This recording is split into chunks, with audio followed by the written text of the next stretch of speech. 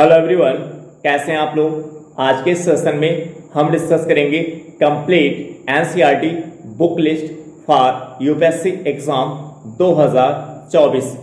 यहाँ पे जितने भी पॉइंट मैं डिस्कस करूँगा वो सभी पॉइंट यूपीएससी एग्जाम की तैयारी करने का जो मेरा खुद का 6 से 7 सालों का अनुभव है, जिसमें से 2 साल दिल्ली में रह के कोचिंग की मदद से तैयारी की थी। आफ्टर डेट सेल्फ स्टडी के माध्यम से उस अनुभव के आधार पर डिस्कस करेंगे। ऐसे में यदि आप इस वीडियो के अंत तक बने रहेंगे तो आपको ये सीखने को मिलेगा, ये जानने को मिलेगा कि किस प्रकार की एनसीईआरटी पे आपको ज़्यादा फोकस होना है, यानी किस प्रकार की एनसीईआरटी पे आपको ज़्यादा समय देने की ज़रूरत है और किस प्रकार की एनसीईआरटी को आपको छोड़ देना है। तो सबसे पहले इस कड़ी में हम डिस्कस करेंगे भूगोल के बारे में। भूगोल के लिए आप 2 अप्रोच अपना सकते हैं। यदि आपकी बेसिक पे पकड़ बहुत अच्छी है, आपका बेसिक अच्छा है, तो आप केवल भूगोल के लिए क्लास 11 और क्लास 12 की एनसीईआरटी पढ़ें। कब? यदि आपका बेसिक बहुत अच्छा है तो भूगोल के लिए केवल क्लास 11 और क्लास 12 की एनसीईआरटी पढ़ें। तो क्लास 11 और क्लास 12 को मिला करके 4 एनसीईआरटी की बुक आपको पढ़नी है, जिसमें से एक है भौतिक भूगोल के मूल सिद्धांत, भौतिक भूगोल के मूल सिद्धांत। दूसरी बुक है भारत भौतिक पर्यावरण, भारत भौतिक पर्यावरण। तीसरी बुक है भारत लोग और अर्थव्यवस्था, तीसरी बुक है भारत लोग और अर्थव्यवस्था। फोर्थ बुक है मानव भूगोल के मूल सिद्धांत, मानव भूगोल के मूल सिद्धांत। ठीक है ना। सेकेंडरी अगर हम बात करें, यदि आपका बेसिक कमजोर है, यदि आपका बेसिक कमजोर है तो भूगोल के लिए आपको क्लास 6 से लेकर के क्लास 12 तक की एनसीईआरटी आपको पढ़नी पड़ेगी।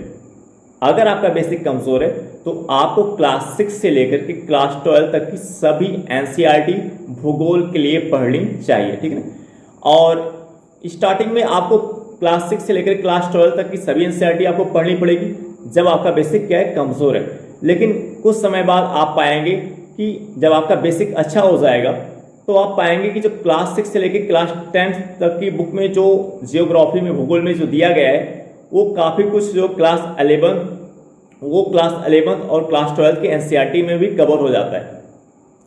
तो ऐसे में जब आपका बेसिक बन जाएगा तो एक समय ऐसा आएगा तो आपको भी केवल क्लास 11 और क्लास 12 की एनसीईआरटी भूगोल के लिए पढ़नी पड़ेगी, जिसमें 4 एनसीईआरटी आपको पढ़नी है। ठीक है। अब हम बात करेंगे हिस्ट्री की। हिस्ट्री के लिए देखिए यहाँ पे भी हम 2 अप्रोच से बात करेंगे हिस्ट्री के संबंध में भी। अगर आपका जो बेसिक है वो बहुत अच्छा है, अगर आपका बेसिक अच्छा है तो एनसीईआरटी के हिस्ट्री एनसीईआरटी के लिए आपको 3 बुक लिस्ट फॉलो करनी है। प्राचीन भारत के लिए ओल्ड एनसीईआरटी राम शरण शर्मा की बुक, प्राचीन भारत के लिए ओल्ड एनसीईआरटी राम शरण शर्मा की बुक। मध्यकालीन भारत के लिए ओल्ड एनसीईआरटी सतीश चंद्र की बुक, मध्यकालीन भारत के लिए ओल्ड एनसीईआरटी सतीश चंद्र की बुक। आधुनिक भारत के लिए ओल्ड एनसीईआरटी बिपिन चंद्र की बुक, आधुनिक भारत के लिए ओल्ड एनसीईआरटी बिपिन चंद्र की बुक। यानी अगर आपका बेसिक अच्छा है, आपकी बेसिक पे पकड़ अच्छी है, तो केवल आपको ये 3 बुक लिस्ट एनसीईआरटी की पढ़नी है हिस्ट्री के लिए। ये तीनों बुक लिस्ट ओल्ड एनसीईआरटी हैं। प्राचीन भारत राम शरण शर्मा की, मध्यकालीन भारत सतीश चंद्र की, आधुनिक भारत बिपिन चंद्र की। ठीक है ना। लेकिन अगर आपका बेसिक हिस्ट्री में भी कमजोर है, अगर आपका बेसिक कमजोर है हिस्ट्री को लेकर के भी, तो आपको हिस्ट्री के लिए भी क्लास 6 से लेकर क्लास 12 तक की न्यू एनसीईआरटी आपको पढ़नी पड़ेगी। अगर आपका बेसिक कमजोर है तो आपको क्लास 6 से लेकर के क्लास 12 तक की हिस्ट्री की सभी एनसीईआरटी आपको फर्स्ट फेज में पढ़ना पड़ेगा। फर्स्ट फेज में आपको पढ़ना पड़ेगा। फर्स्ट फेज में आपको 2 से 3 रीडिंग या एटलीस्ट अगर आप चाहे तो 1 रीडिंग और पढ़ा सकते हैं, 2 रीडिंग, यानी आपके ऊपर डिपेंड करेगा। अगर 2 से 3 रीडिंग करने के बाद आपका बेसिक अच्छा हो जाता है तो फिर आप सफिशिएंट है। तो केवल आपको 3 बुक फॉलो करनी है एनसीईआरटी की। वो 3 बुक लिस्ट क्या है? ओल्ड एनसीईआरटी, जो अभी हमने आपको इससे पहले बताया। तो क्या आपको ध्यान में रखना है कि अगर आपका बेसिक कमजोर है, अगर आपका बेसिक कमजोर है हिस्ट्री में भी, तो हिस्ट्री के लिए फर्स्ट फेज में आपको शुरुआती चरण में आपको क्लास 6 से लेकर के क्लास 12 तक की जो न्यू एनसीईआरटी होती है वो सभी एनसीईआरटी आपको हिस्ट्री के लिए पढ़ना है। लेकिन जैसे 2 से 3 या 3 से 4 या 4 से 5 रीडिंग करने के बाद आपकी बेसिक पे जैसे पकड़ अच्छी हो जाएगी, तो केवल आपको 3 एनसीईआरटी फॉलो करनी है हिस्ट्री के लिए, ओल्ड एनसीईआरटी। कौन?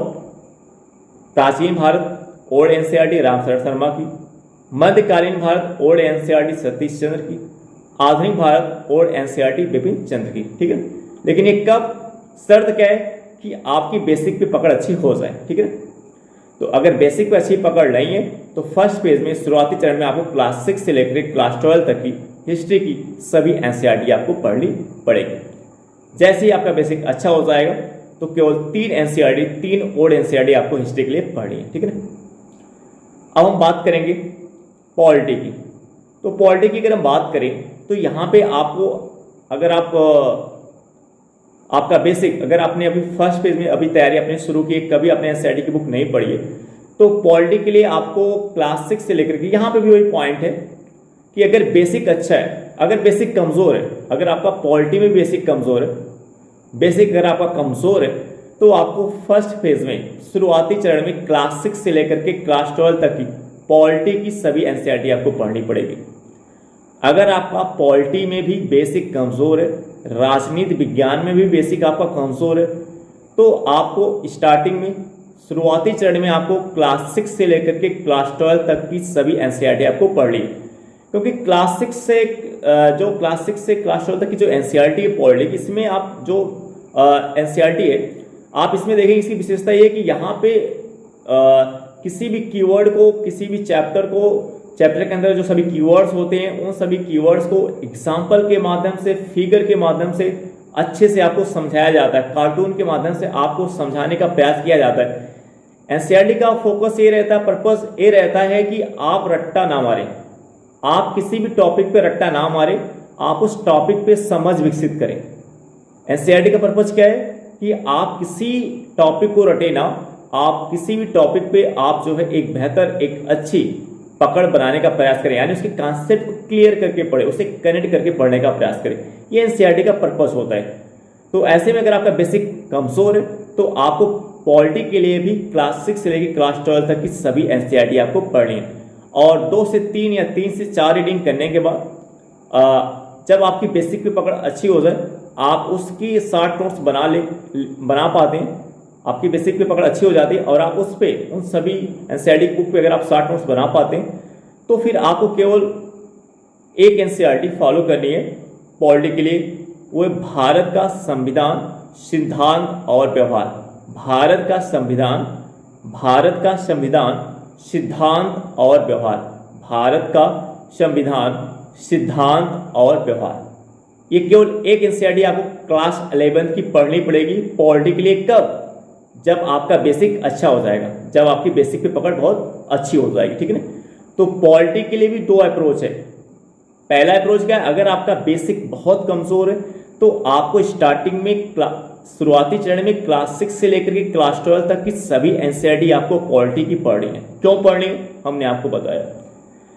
दूसरा पॉइंट, अगर 2 से 3, 3 से 4 रीडिंग करने के बाद जैसे आपको लगता है कि आपकी पॉलिटी पे जो बेसिक पकड़ है वो अच्छी हो गई है, तो आपको क्या करना है, केवल एक एनसीईआरटी फॉलो करना है। आपको खुद रियलाइज हो जाएगा कि अब केवल आपको एक एनसीईआरटी फॉलो करनी है। वो क्या है? भारत का संविधान, सिद्धांत और व्यवहार। भारत का संविधान, सिद्धांत और व्यवहार। ठीक है।